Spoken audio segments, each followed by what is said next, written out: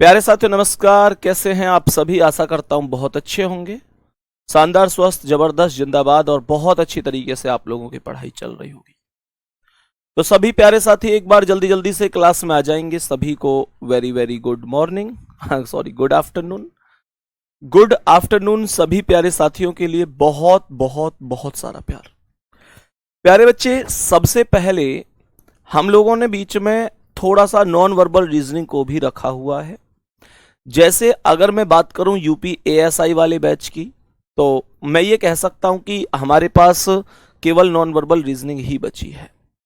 और मेरे प्यारे दोस्त, अगर मैं अपने रेलवे वाले बैच की बात करूं, जो हमारा एएलपी का बैच है, तो मेरे प्यारे गुड्डा, अगर मैं अपने रेलवे बैच की बात करूं तो उस बैच में अभी हमारे और भी टॉपिक बचे हुए हैं, लेकिन बीच बीच में हम नॉन वर्बल को भी पढ़ते हुए चल रहे होंगे। ठीक है, तो सभी प्यारे साथी एक बार आ जाओ। और जो क्वेश्चन आपके सामने इस समय बोर्ड पर दिखाई दे रहा है वो क्वेश्चन है वाटर इमेज और मिरर इमेज से।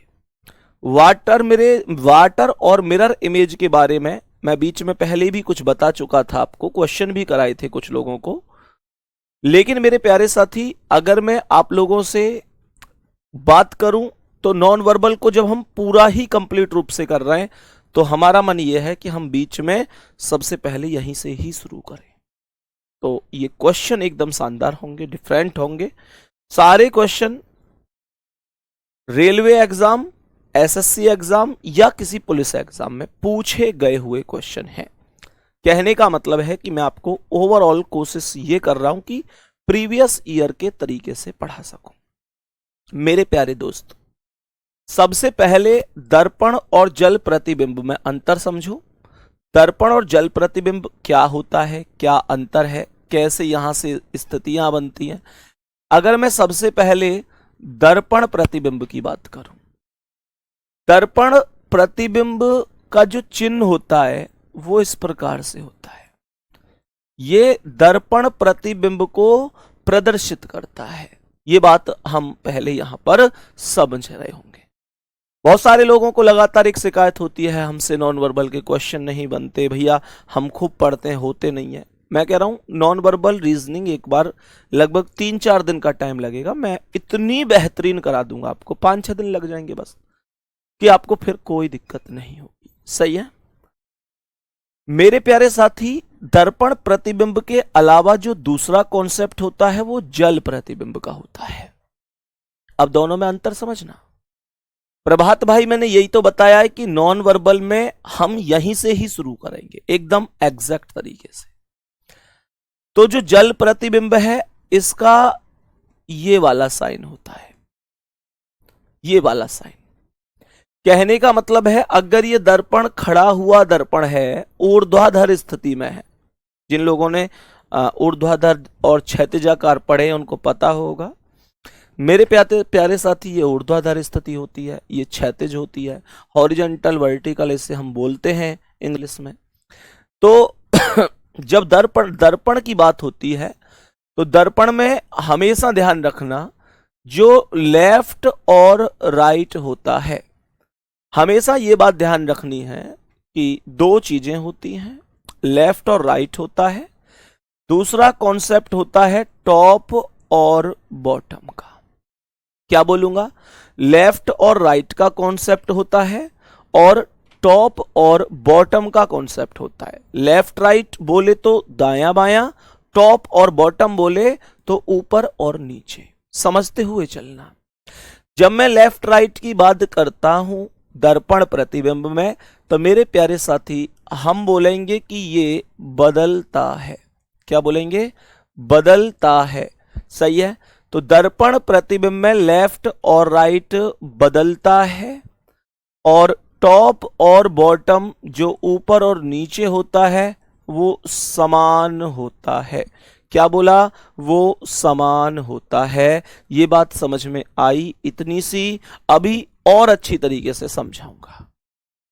मैं आप लोगों से अगर ये बोलूं, मैं ये बोलूं कि मैं इस हाथ से लिख रहा हूं, तो मेरे प्यारे साथी आप अगर पीछे दर्पण लगा होगा उसमें देखोगे तो आपको ऐसा लगेगा जैसे मैं लेफ्ट हैंड से लिख रहा हूं। ठीक है। दूसरी बात ध्यान से समझो मेरे प्यारे साथी, मानकर चलो कि आपके पास ये एक आकृति है। बहुत अच्छी तरीके से समझना। मानकर चलो कि आपके पास ये एक आकृति है और ये आकृति आपको दर्पण प्रतिबिंब में देखनी है। क्या बोला मैंने? ये आकृति आप लोगों को दर्पण प्रतिबिंब में देखनी है। तो कैसे देखोगे? सुनो ध्यान से। ये जो प्लस का चिन्ह है ये तो सेम है, कोई दिक्कत नहीं है। मेरे प्यारे दोस्तों, जो राइट हैंड पर सर्कल था ये वाला, वो सर्कल ध्यान देना लेफ्ट हैंड पर आ जाएगा। बात आ रही है समझ में? राइट हैंड वाला सर्कल, राइट हैंड वाला सर्कल लेफ्ट हैंड पर आ गया और जो ऊपर था वो ऊपर ही रहेगा, उस पर कोई प्रभाव नहीं पड़ेगा। बात समझ में आई कि नहीं? यहां तक सभी प्यारे साथी बताएंगे क्या बात समझ में आई है? भाई सिलेबस हल्ला मत मचाया करो क्लास में, कमेंट मत किया करो बार बार। मैं 4 दिन में सिलेबस को उल्टा सीधा करा के निकल जाऊं, कहूं कि सिलेबस खत्म हो गया, तो क्या कोई फायदा हो जाएगा तुम्हें? मेरे दोस्त, एग्जाम कोई ऐसे थोड़ा ही है कि भाई एग्जाम की तुम्हें पता है कि 10 दिन बाद एग्जाम है कि भैया तुमने हमारा सिलेबस भी नहीं कराया। टीचर बहुत अच्छा पढ़ाना चाहता है, चाहे वो मैं हूं चाहे कोई और हो। टीचर हमेशा बहुत अच्छा पढ़ाना चाहता है। टीचर हर चीज को एकदम बेसिक से शुरू करके बेहतरीन लेवल तक आपको पढ़ाना चाहता है।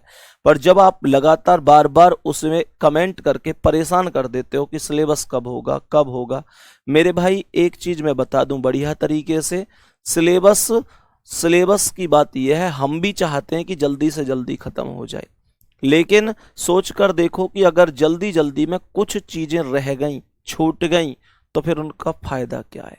तो मेरे भाई आप समझो बात को, जो मैं पढ़ा रहा हूं तरीके से पढ़ो, कोई जल्दबाजी नहीं है, कोई भी जल्दबाजी नहीं है। आपकी परीक्षा में इतना टाइम है कि सिलेबस भी हो जाएगा और आप प्रैक्टिस भी कर लोगे।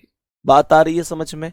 इस वजह से रिक्वेस्ट कर रहा हूं, हाथ जोड़ के कह रहा हूं, प्लीज ज्यादा परेशान ना करें आप ऐसे लगातार कमेंट कर करके, ठीक है? तो ये हमारा दर्पण प्रतिबिंब हो जाता है। मेरे प्यारे साथी, जल प्रतिबिंब इसका एकदम उल्टा होता है। जल प्रतिबिंब में जो लेफ्ट और राइट होता है, जो लेफ्ट और राइट होता है वो हमेशा समान होता है। क्या बोलेंगे? वो हमेशा समान होता है। लेफ्ट और राइट हमेशा समान होता है। और अगर मैं बात करता हूं टॉप और बॉटम अर्थात ऊपर और नीचे की, तो टॉप और बॉटम क्या हो जाता है? बदल जाता है। इतना सा कॉन्सेप्ट सभी साथियों को समझ में आया कि नहीं? इतना सा कॉन्सेप्ट सभी प्यारे साथियों को समझ में आ गया? कहने का मतलब हुआ कि दोनों चीजें एकदम अपोजिट हैं, दोनों चीजें अपोजिट हैं। मेरे प्यारे दोस्त, दर्पण प्रतिबिंब में क्या बताया? लेफ्ट राइट बदलेगा, टॉप बॉटम समान रहेगा। जल प्रतिबिंब में लेफ्ट राइट समान रहेगा, टॉप और बॉटम बदल जाएगा। उदाहरण के तौर पर उस चीज को भी समझो, सही है? उदाहरण के तौर पर जल प्रतिबिंब को भी समझो। मानकर चलो आपके पास यही वाली आकृति एक बार पुनः है, यही वाली जो आकृति हम अभी पढ़ रहे थे, वो ऐसे ही एक और आकृति आ गई। और यहां पर क्वेश्चन ने कहा कि बताओ इस आकृति की जल प्रतिबिंब आकृति क्या होगी? तो आप लोग कहोगे कि जो जो जो राइट वाला सर्कल है वो राइट में ही रहेगा, और दर्पण में मैंने क्या किया था? इसे लेफ्ट में लेकर आया था, सही है? तो मैंने आप लोगों से कहा कि दर्पण प्रतिबिंब में तो जो चीज थी वो अलग थी, और जल प्रतिबिंब में क्या है? लेफ्ट राइट समान है। अगर राइट पर सर्कल है तो राइट पर ही सर्कल है, लेकिन टॉप और बॉटम बदलता है, ऊपर और नीचे के कॉन्सेप्ट बदल जाते हैं। तो जो सर्कल ऊपर है वो सर्कल यहां नीचे पहुंच जाएगा। मैं उम्मीद कर सकता हूं कि आपको बढ़िया तरीके से ये सारी चीज समझ में आ गई होगी। बताओ भाई, सभी मेरे प्यारे साथी बताओ क्या इतना सा हमको सबको बेहतर तरीके से समझ में आया है? अब क्वेश्चन यहां से जो भी पूछे, जैसे भी पूछे, हम करते चलेंगे, कोई दिक्कत हमें नहीं होगी। इस चीज को बताओ, कॉपी कर चुके हो गुड्डा? करो जल्दी से कॉपी, जल्दी से इसे उतारो। फिर मैं क्वेश्चनों पर चलूंगा और तुम्हें समझाऊंगा, तुम्हें सिखाऊंगा कि कैसे बहुत जल्दी से आंसर किए जा सकते हैं। तो एक बार जल्दी से आप इसे कॉपी करेंगे, कोई दिक्कत हो किसी को तो बता देना, ठीक है? अब हमने कहा कि इसको हटा देते हैं। जो क्वेश्चन हमारे पास है वो क्वेश्चन दर्पण प्रतिबिंब का है। दोनों को दर्पण भी कह देता है। मेनली इस चीज को भी ध्यान रखना, जो एमएन लगा हुआ है वो किस तरीके से लगा हुआ है। सबसे पहले अगर मैं इस क्वेश्चन की बात करता हूं तो यहां पर ये लगभग उल्टा बी बना हुआ है।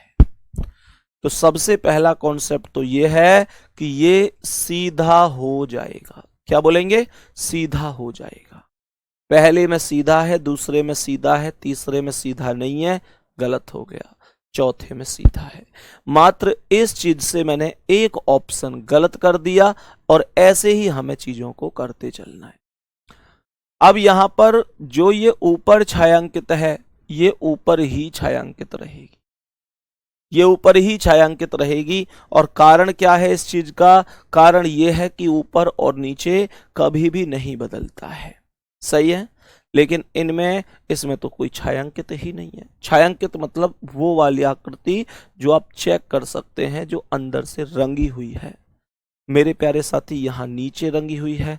तो इस हिसाब से जो लास्ट वाला ऑप्शन है, जो लास्ट वाला ऑप्शन है, अर्थात ऑप्शन नंबर डी, अर्थात यूं कहूं कि ऑप्शन नंबर डी यही आपके क्वेश्चन का राइट आंसर होगा। यही आपके क्वेश्चन का राइट आंसर होगा। क्या इतनी सी कहानी हम सभी प्यारे साथियों को बढ़िया तरीके से समझ में आई है? क्या इतना सा कॉन्सेप्ट हम सभी प्यारे साथियों को बढ़िया तरीके से समझ में आया है? ऑप्शन नंबर डी ऐसे बहुत अच्छी तरीके से समझाएंगे। पुष्पिंदर भाई बताया है, बताया तो है कि जब हमने नॉन वर्बल शुरू किया है, अभी एक्चुअल में है क्या चीज। जैसे नॉन वर्बल में हम पेपर कटिंग, फोल्डिंग भी पढ़ेंगे मेरे प्यारे साथी। इसके अलावा अंतर्निहित आकृति, ये दो तीन चीजें ऐसी हैं जिनके लिए अगर दर्पण जल को हम जितने क्वेश्चन कर लें उतने ही कम है। जिसको आता है, जिसने तुम में से टॉपिक कर रखा है, मैं फिर भी कहूंगा मेरे भाई प्रैक्टिस के तौर पे सही पर टॉपिक को पढ़ लो बढ़िया तरीके से, क्योंकि फिर दर्पण समझ में नहीं आएगा। बात आ गई समझ में? आगे बढ़ जाओ नेक्स्ट क्वेश्चन पर। नेक्स्ट क्वेश्चन पर आइए एक बार और समझिए कि क्या आंसर बन सकता है। क्वेश्चन को ध्यान से समझो। प्रश्न का दर्पण प्रतिबिंब पूछ रहा है। क्वेश्चन ने कहा है बताओ कि इसका मिरर इमेज क्या होगा। हमारे पास ऐसे ही तो एक आकृति है, ये वर्गाकार, स्क्वायर है, रेक्टेंगल है, जो भी है। मुझे ये बताओ कि इसमें जो 8 लिखा हुआ है वो राइट पर है तो वो लेफ्ट पर आ जाएगा कि नहीं? जो 3 है वो लेफ्ट पर है तो वो राइट पर यहां जाएगा। लेकिन जो सीधा 3 है वो उल्टा होकर दिखाई देगा, वो उल्टा होकर दिखाई देगा। मेरे प्यारे साथी अब गौर से सुनो, अब गौर से सुनो कि इस ऑप्शन में तो ये सीधा 3 है, सीधा 3 हमको नहीं चाहिए। यहां पर अगर मैं बात करूं, यहां पर भी सीधा 3 है, ये हमको नहीं चाहिए। ठीक है, यहां तक कोई दिक्कत है? अब सुनो, अब प्रश्न को ध्यान से समझो। अब हमारे पास केवल ये 2 चीजें बची। अब मुझे ये बताओ कि ये जो 9 है बीच में, लेफ्ट हैंड पर, ये राइट पर जाएगी, लेकिन ये 9 उल्टी हो जाएगी, ये 9 उल्टी हो जाएगी। और मेरे प्यारे साथी इसमें 9 एकदम सीधा है, सीधा थोड़ा ही रहेगा, उल्टा होगा। डी ऑप्शन जो है चौथा वाला ऑप्शन यही आपका राइट आंसर है। चीजें समझ में आई कि नहीं आई? बहुत बेसिक से चल रहे हैं हम, बहुत बेसिक से बहुत ही शानदार तरीके से सीखने की कोशिश हम लोग कर रहे हैं। मैं उम्मीद कर रहा हूं आपको भी समझ में आ रही होंगी। जहां से क्वेश्चन समझ में ना आए आप मुझसे बेधड़क पूछ सकते हो। परेशान अंदर अंदर में ही मत सोचते रहना यार हो नहीं रहा हो नहीं रहा। जहां दिक्कत हो पूछ लेना। यहां तक बता दो कोई भी रत्ती भर समस्या तो नहीं है। नेक्स्ट क्वेश्चन आ जाओ, अगला सवाल।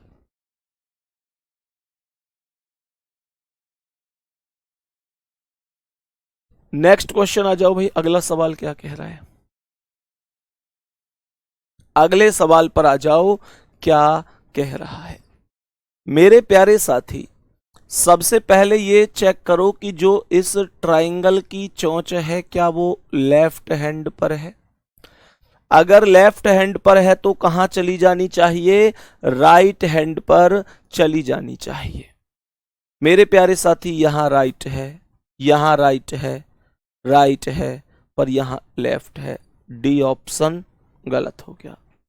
जो ऑप्शन जिस स्टेप में भी गलत हो जाए उस ऑप्शन को दोबारा से किसी भी स्थिति में चेक करने की कोई आवश्यकता नहीं है। ठीक है, आगे समझो।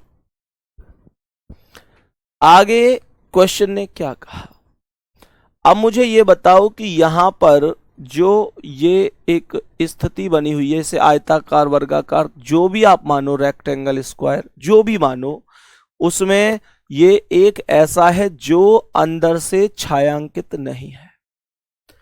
एक ऐसा है जो अंदर से छायांकित नहीं है, एक ऐसा है जो अंदर से छायांकित है।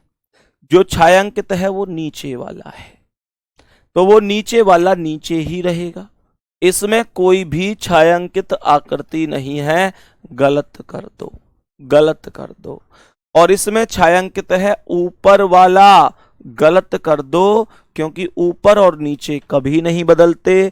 दर्पण में तो केवल और केवल लेफ्ट और राइट बदलते हैं। अगर छायांकित वाली स्थिति नीचे है तो नीचे ही रहेगी, और ऊपर है तो ऊपर रहेगी। ये तथ्य समझना बेहद ही आवश्यक है आप लोगों के लिए।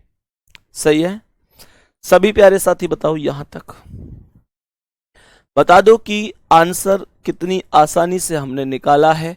क्या आपको समझ में आया है? नेक्स्ट क्वेश्चन, अगला सवाल आ जाओ। नेक्स्ट क्वेश्चन, अगला सवाल आ जाओ और बता दो इसका आंसर क्या होगा।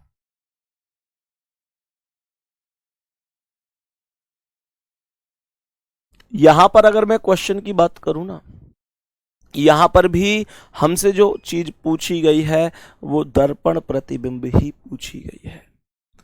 दर्पण प्रतिबिंब का ही कॉन्सेप्ट पूछा गया है। तो ध्यान से समझो। सबसे पहले मुझे ये बताओ, जो ऊपर ए है वो ऊपर ही रहेगा, क्योंकि ऊपर और नीचे तो कभी नहीं बदलते।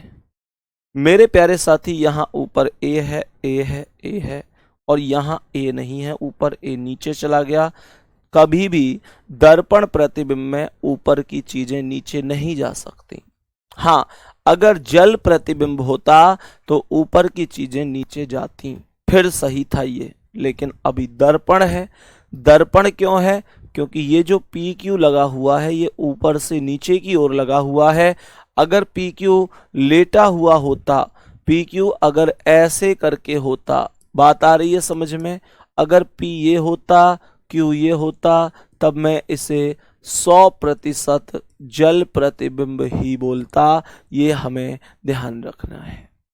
आगे बढ़ते हैं। तो अब हमने क्या कहा कि एक ऑप्शन डी वाला एकदम गलत हो गया। अब ध्यान से सुनो।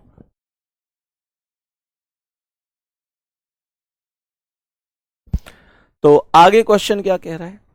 मेरे प्यारे साथी, अब एक बात बताओ, यहां पर क्या मैं ये कह सकता हूं कि ये जो स्थिति बनी हुई है इसके राइट हैंड में यहां पर एक सर्कल बना हुआ है, छोटा सा, जो व्हाइट दिख रहा होगा आपको।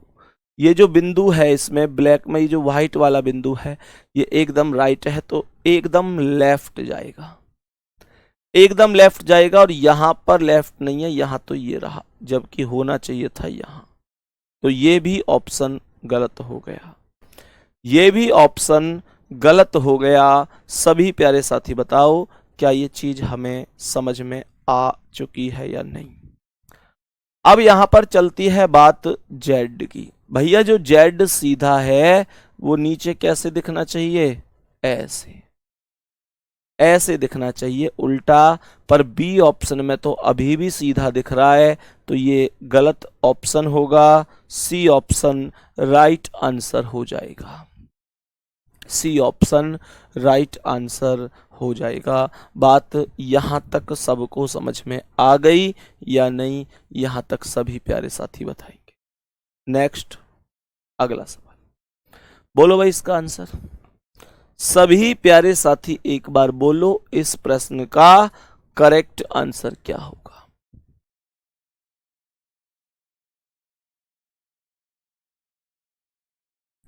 बताओ भाई जल्दी से, सोच समझ के आंसर बताइएगा, कोई जल्दबाजी नहीं है, बहुत आराम से बहुत तसल्ली से आंसर बताइए, कोई भी जल्दबाजी नहीं है, आराम से बताओ आंसर क्या होगा।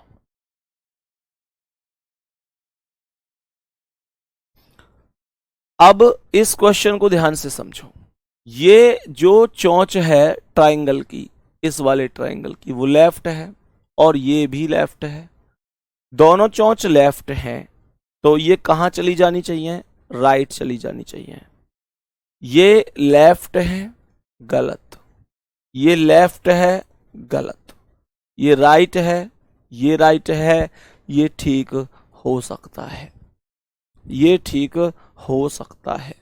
अब सुनो तो ध्यान से मेरे प्यारे साथी, अब सुनो, अब ए और डी में क्या अंतर है और कैसे हम अंदाजा लगाएंगे।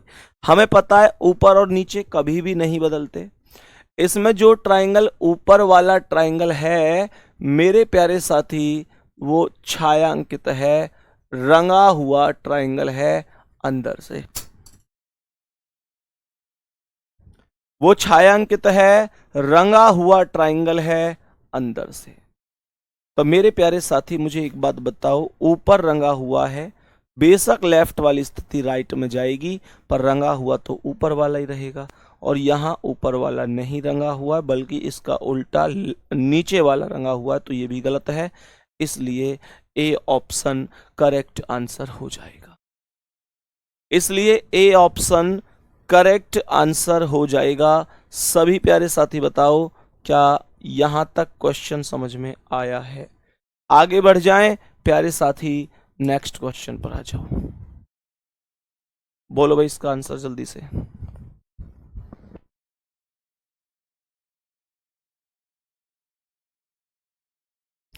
बताओ सभी प्यारे साथी। अब सुनो ध्यान से, सभी प्यारे साथी एक बार बहुत अच्छी तरीके से ध्यान से सुनो। मुझे ये बताओ कि यहां पर जो ये वर्गाकार स्थितियां हैं दोनों, ये कहां है। आप कहेंगे सर ये इस ट्रायंगल की तुलना में राइट हैंड पर है। राइट वाली चीज कहां चली जाती है, लेफ्ट में। राइट वाली चीज कहां चली जाती है, लेफ्ट में। मेरे प्यारे साथी ध्यान से सुनो, ये लेफ्ट में, लेफ्ट में, लेफ्ट में, यहां लेफ्ट में ट्रायंगल ही है और ट्रायंगल नहीं होना चाहिए, तो ये गलत आंसर है। अब केवल ए, बी और सी तीन ऑप्शन बचे हुए हैं। मेरे प्यारे साथी बी ऑप्शन क्यों गलत है इसकी सुनो। क्या बी ऑप्शन के अंदर कोई भी आकृति किसी भी रंग से रंगित है या छायांकित है, या मैं कहूँ मतलब अंदर से भरी भरी सी है, कहीं भी बता दो छायांकित है। जबकि ये ट्रायंगल भी छायांकित था, ये सर्कल भी छायांकित था, तो इस ऑप्शन में कोई भी आकृति छायांकित क्यों नहीं है। वो तो छायांकित होनी चाहिए ना, सेम टू सेम। बात आ रही है समझ में। दूसरी बात, मेरे प्यारे साथी, अब अगर यहां पर चर्चा करें तो यहां पर जो ये ट्रायंगल है छायांकित वाला, ये राइट से कहाँ चला गया है, लेफ्ट में। तो मेरे प्यारे साथी यहाँ ये राइट में ही बना हुआ है, गलत है। तो सी ऑप्शन करेक्ट आंसर हो जाएगा। सी एक मिनट, कुछ गड़बड़ हुई क्या? इसने कहा है नीचे है, हाँ ठीक है। फिर तो जो ये वर्ग है छायांकित, ये नीचे है तो नीचे ही रहेगा, पर यहाँ ऊपर चला गया सी में, तो ये गलत है। ए ऑप्शन करेक्ट आंसर हो जाएगा। ए ऑप्शन करेक्ट आंसर हो जाएगा। बताओ भाई, सवाल समझ में आए या नहीं आए? सवाल समझ में आए या नहीं आए? नेक्स्ट क्वेश्चन पर चलो, अगला सवाल।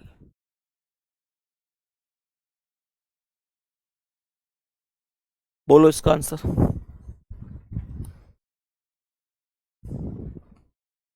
सवाल क्या कह रहा है समझो। सर सबसे पहले ये बताओ कि जो लेफ्ट हैंड पर 9 है, ये दर्पण प्रतिबिंब में कहां जाएगा? राइट हैंड पर जाएगा कि नहीं? पर यहां राइट हैंड पर क्या है? 2, गलत।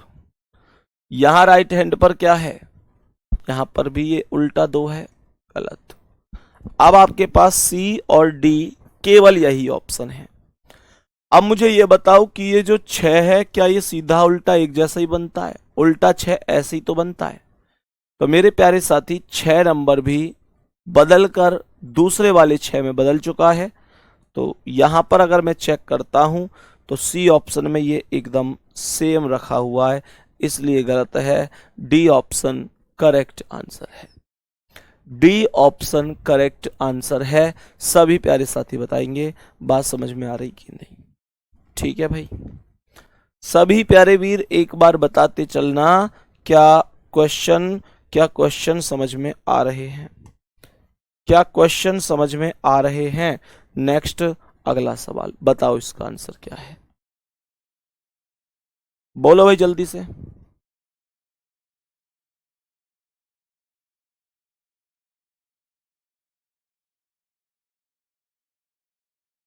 बताओ भाई सभी प्यारे साथी एक बार जल्दी से, क्या आंसर होगा इसका?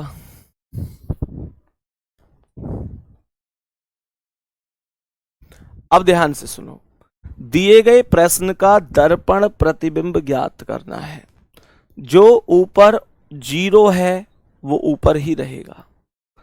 मेरे प्यारे साथी यहां पर ऊपर 0 नहीं है, ऊपर 0 नहीं है, तो ये 2 ऑप्शन गलत हो गए। अब ये 2 बचे। अब मुझे एक बात बताओ कि जो ये 4 है राइट हैंड पर, वो कहां जाएगा? इस सर्कल में लेफ्ट हैंड पर, लेकिन उल्टा चल पाएगा। उल्टा चल पाएगा। पर मेरे प्यारे साथी यहां पर ध्यान से समझना, राइट हैंड से 4 कहां जा रहा है? लेफ्ट पर ये राइट पर ही तैयार है, ये गलत है। तो पहला ऑप्शन करेक्ट आंसर हो जाएगा। Option number A will be correct answer. सही है भाई, ए विल बी करेक्ट आंसर। पहला ही ऑप्शन सही जवाब है। नेक्स्ट अगला सवाल, यहां से हम थोड़े से लेटरों को समझना शुरू करेंगे। सही है भाई, लेटर की कौन सा लेटर कहां पर आता है, बताओ जल्दी से।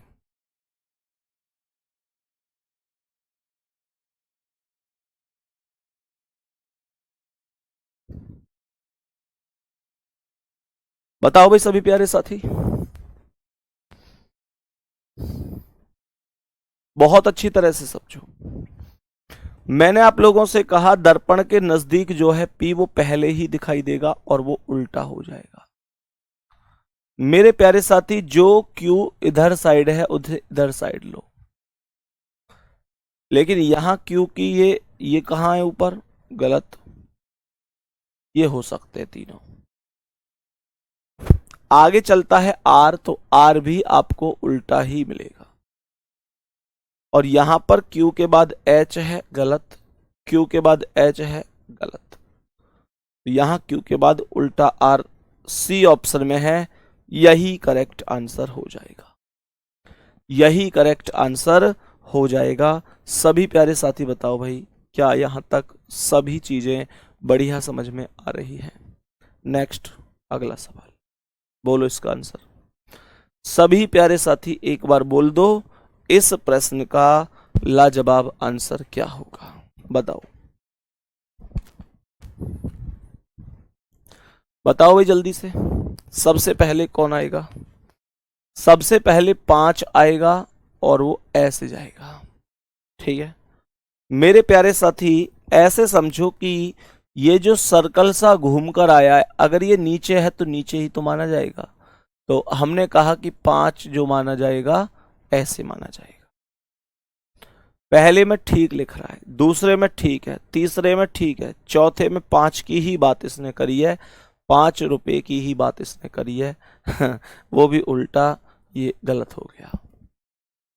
आगे चलते हैं डब्लू पर, तो डब्लू एकदम सीधा रहेगा, लेकिन यहां पर डब्लू सीधा नहीं है, ये ऑप्शन गलत हो चुका है। अब बचे ए और बी। उसके बाद पी को चेक करता हूं तो पी इस तरीके से, ये और ये। 4 को चेक करता हूं तो 4 ऐसे। सर ये भी एकदम सेम है? सेम नहीं है, यहां थोड़ा सा अंतर है। यहां पर ध्यान से सुनना, जो ये बी ऑप्शन वाला बंदा है, इसने इसने अपने लेफ्ट पर अपना हैंड कर रखा है। बात आ रही है समझ में? तो इसलिए पहला भी सही नहीं है, ऑप्शन नंबर ए सही है। Option number A correct answer है।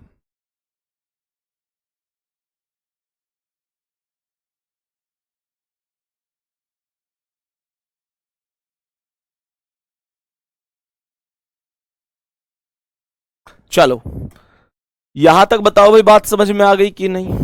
क्या यहां तक सभी प्यारे साथियों को एकदम ओके है मामला? नेक्स्ट क्वेश्चन आ जाओ, अगला सवाल लाओ। बताओ भाई इसका आंसर क्या है जल्दी से।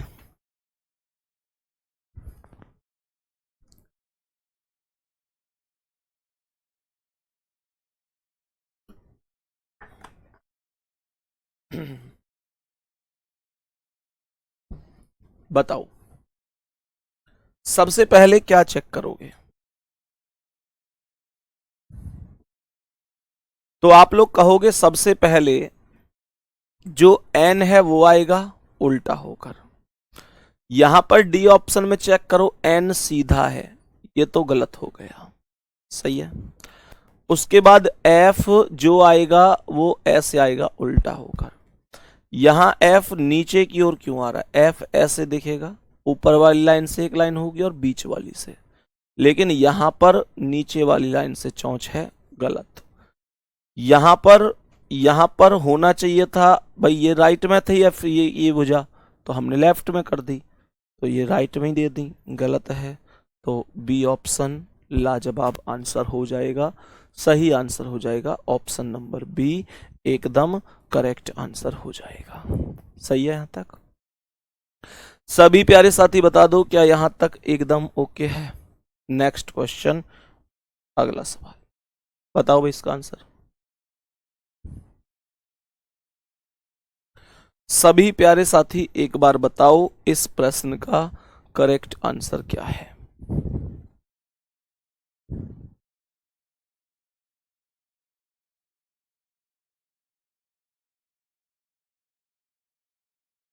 बताओ भाई सभी प्यारे साथी। सबसे पहले ऐसे समझो कि जो 2 है उसे उल्टा करके ऐसे लिखा जाएगा। यहां पर 2 सीधा क्यों है? यहां पर 2 सीधा क्यों है? और इसके जैसा कौन है, ये या ये? सर ये तो डी भी गलत है, A option he correct answer है। सही है, बहुत बढ़िया, बहुत ही शानदार, बहुत बेहतरीन। ठीक है यहां तक option number A correct answer है। अगला सवाल आओ भाई जल्दी से। जैसे यहां पर लेटर चल रहे हैं ना, लेटर, ऐसे ही नंबरिंग भी चल सकती है, ऐसे ही नंबरिंग भी चल सकती है, ध्यान रखना। नीचे करो कमेंट।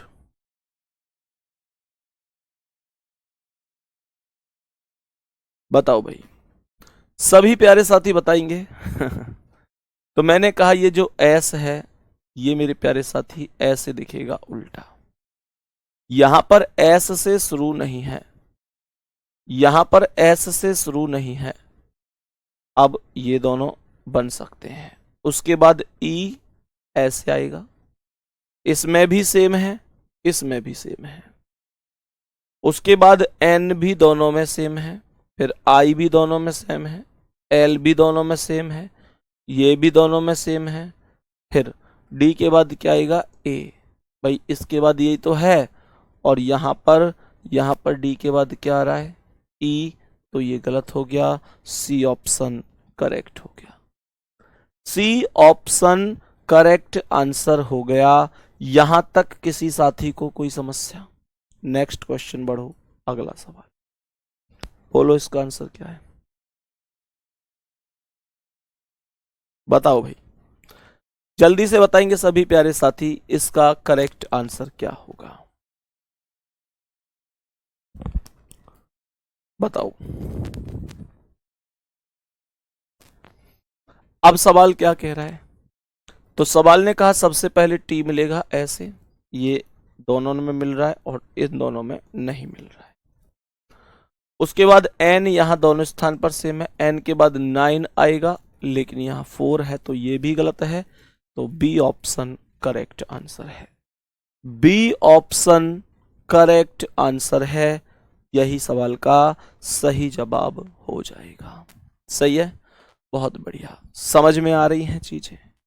सभी प्यारे साथी एक बार बताएंगे समझ में आ रही हैं चीजें प्रॉपर और शानदार तरीके से। नेक्स्ट क्वेश्चन आओ, 15वां सवाल। 15वां सवाल आ जाओ, क्या आंसर होगा बोलो जल्दी से, बताओ भाई सभी प्यारे साथी, बताओ क्या आंसर हो सकता है, करो कोशिश। तो सबसे पहले यहां पर ऐसे समझो कि ये दर्पण प्रतिबिंब नहीं है, इसलिए जल्दबाजी में कोई भी आंसर नहीं करेगा। ये दर्पण प्रतिबिंब नहीं है, ये जल प्रतिबिंब है। तुम कहेंगे कैसे, ऊपर भी दिया है और पी क्यू इस तरीके से लेटा हुआ दिया है, ध्यान रखना।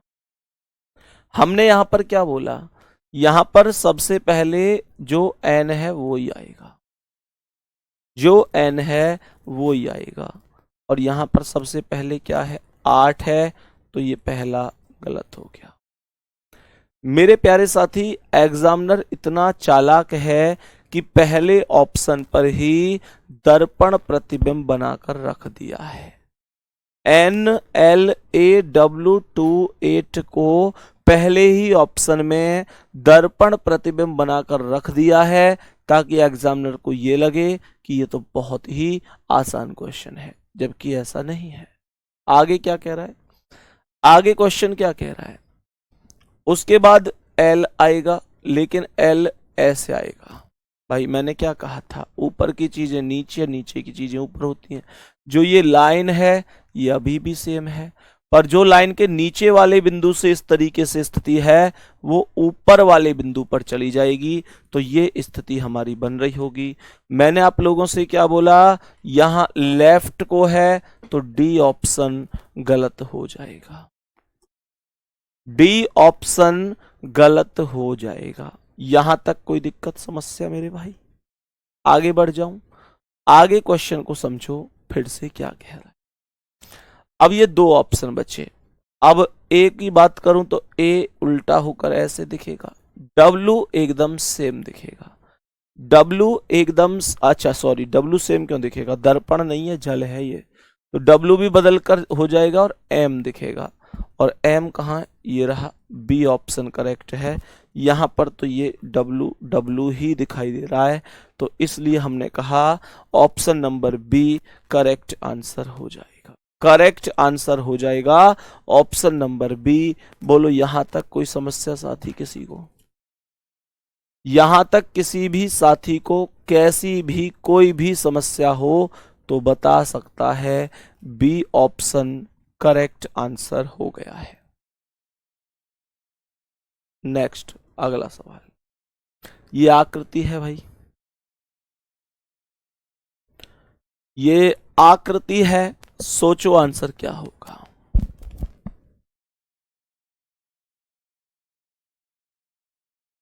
14वां क्वेश्चन एक बार फिर से बता दो, 14वां नंबर फिर से बता देता हूं। 14वां नंबर ध्यान से देखो। सबसे पहले अगर मैं बात करूं टी की तो ये सेम रहेगा, ये दो ऑप्शन तो टी, एक मिनट, दर्पण प्रतिबिंब पूछ रहा है ना, हाँ ठीक है, तो सबसे पहले यही आएगा, यही आया है। एन दोनों में सेम है। उसके बाद ये जो 9 है यही तो आएगा, सही है, यहाँ पे ये आया है। 4 4 पता नहीं कहाँ से आ गया, 4 तो ऊपर है ही नहीं, तो 4 वाला तो वैसे भी गलत है। इसलिए मैंने कहा सी, जो बी वाला है ये सबसे सही आंसर है। ठीक है भाई, इसलिए बोला। चलो एक बार और बाकी चेक कर लेते हैं। यहाँ पर अगर मैं चेक करूँ तो सबसे पहले टी, फिर एन, फिर ये, फिर ये, फिर ये, फिर आ, ये, फिर अच्छा ये 4 एक्स्ट्रा है, ऐसे कहना चाहते हैं ना। यू के बाद ये जो 4 है ये एक्स्ट्रा है, तो इसे हटा देना भाई। ये जो 4 है ये एक्स्ट्रा है, इसे हटा देना। और लास्ट में ये जो डी है उसे डी के हिसाब से ही लिखना, ठीक है, उसे डी के हिसाब से ही लिखना मेरे प्यारे साथी। ऐसे समझो कि ऐसे उल्टा, ठीक है। तो बी ऑप्शन सही है। हाँ ये 4 एक्स्ट्रा है, इसे एक बार हटा देना सभी लोग कॉपी में, कि ये जो 4 है ये इसमें एक्स्ट्रा लगा दिया गया है गलती से, ठीक है, एक्स्ट्रा लगा दिया गया है। नेक्स्ट क्वेश्चन, नेक्स्ट ये हो ही चुका है 15वां नंबर। 16 नंबर पर आ जाओ, 16 नंबर पर आ जाओ, इसका आंसर क्या होगा। तो जो क्वेश्चन है उसमें जो छायांकित एरिया है वो ऊपर है, वो ऊपर है, और छायांकित एरिया कहाँ जाएगा, नीचे। सर इसमें नीचे है, क्योंकि ये क्वेश्चन जल प्रतिबिंब का क्वेश्चन है। एक्स वाई हो, एम एन हो, दर्पण यहीं लगेंगे। तो ऊपर से नीचे आया, ये ऊपर ही रह गया गलत, ये ऊपर ही रह गया गलत। दो ऑप्शन बचे मेरे प्यारे साथी, केवल 2 ऑप्शन बचे। अब ध्यान से सुनो, यहाँ पर ये जो आकृति इस टाइप की बनी हुई है ये नीचे से ऊपर पहुंचनी चाहिए, लेकिन मेरे प्यारे साथी नीचे से ऊपर पहुंचनी चाहिए, लेकिन लेकिन लेकिन लेकिन सी ऑप्शन में ऊपर तो है पर इसका चोंच लेफ्ट है और ए में राइट है। अब ए आएगा या राइट आएगा, बताओ जल्दी, क्वेश्चन को बताओ जल्दी से, क्या आंसर होगा, जल्दी से बताओ एक बार क्या आंसर होगा मेरे प्यारे साथी। यहां पर अगर हमने इधर लेफ्ट साइड को मोड़ा है तो ये राइट को क्यों बता रहा है, यानी ये भी गलत है, लेफ्ट मोड़ा तो ये लेफ्ट है। सी ऑप्शन राइट आंसर है, सी ऑप्शन राइट आंसर हो जाएगा। यहां तक किसी साथी को कोई समस्या, ठीक है भाई। तो प्यारे साथी उम्मीद करता हूं यहां तक समस्या नहीं होगी किसी भी दोस्त को, ठीक है। चलो नेक्स्ट क्वेश्चन पर चलते हैं, इसका आंसर आप प्लीज मुझे एक बार खुद से बताना। बाकी प्यारे साथी चलो बता ही दो, तो अभी अभी बता ही दो, अभी और कर लेते हैं। बताओ इसका आंसर क्या है, सवाल में इस प्रश्न का आंसर क्या होगा बताने की कोशिश करेंगे। तो सबसे पहले यहां पर एफ ही आएगा, बस ऊपर की चीजें नीचे इस तरीके से, ठीक है। तो यहां पर कहां लिख रहा है, पहले ऑप्शन में शुरू में एफ नहीं लिख रहा, ये गलत है। अब बचे हमारे पास केवल 3 ऑप्शन। तो उसके बाद ये जो 4 है ये ऐसे दिखनी चाहिए, तो एफ के बाद 4 होना चाहिए। प्यारे साथी ध्यान से सुनो, अच्छा जल प्रतिबिंब है, ठीक है, तो एफ के बाद तो आर ही रहेगा, पर जो सर्कल ऊपर है वो नीचे होगा और ये इस तरीके से उल्टा होगा, आर इस तरीके से आएगा। तीनों में ऐसे सेम ही दिखाई दे रहा है। फिर ई, ई एकदम सेम रहेगा, ई सेम है, यहां भी, यहां भी, यहां भी। उसके बाद ए उल्टा हो जाएगा, ए उल्टा हो जाएगा, यहां भी उल्टा हुआ है, यहां भी हुआ है, यहां भी हुआ है। फिर के इस तरीके से आएगा, इस तरीके से, सही है, दोनों साइड। अच्छा एक मिनट, के बोला है ना, हाँ, तो के में लेफ्ट राइट तो बदलेगा ही नहीं, के को डायरेक्ट ऐसे ही लिख देंगे। तो के को डायरेक्ट ऐसे ही लिखोगे तो के तीनों हिसाब में ही एकदम ओके की रिपोर्ट में है। फिर आई को सेम रहने देते हैं, आई और यहाँ पर के से पहले ही आई आ गई, ये गलत है। चौथा ऑप्शन गलत जवाब है। यहाँ के बाद आई और आई, फिर उसके बाद एन, एन को उल्टा ऊपर नीचे कर दो, ये वाली स्थिति और ये वाली स्थिति सेम है, कोई फर्क नहीं पड़ेगा। फिर मुझे लगता है जी भी सेम है, ये भी सेम है। लास्ट वाला बचा है केवल 6 बचा है। मेरे प्यारे साथी 6 के लिए क्या करेंगे, 6 के लिए ये सर्कल ऊपर ही तो लगाना है बस। तो यहाँ पर ये सर्कल मैंने यहाँ पर ऊपर लगा दिया। सी ऑप्शन राइट आंसर हो गया, कोई दिक्कत नहीं है। ठीक है, सी ऑप्शन राइट आंसर हो गया, कोई दिक्कत परेशानी नहीं है, यहाँ तक कोई दिक्कत नहीं है। ठीक है, यहाँ तक सही है। तो प्यारे बच्चे, बाकी हम अगली क्लास में यहाँ से आगे कंटिन्यू कर रहे होंगे बढ़िया तरीके से। ठीक है, उम्मीद करता हूँ इतना समझ में आया होगा। अगली क्लास में मिलते हैं। ऑल द बेस्ट, धन्यवाद, नमस्कार।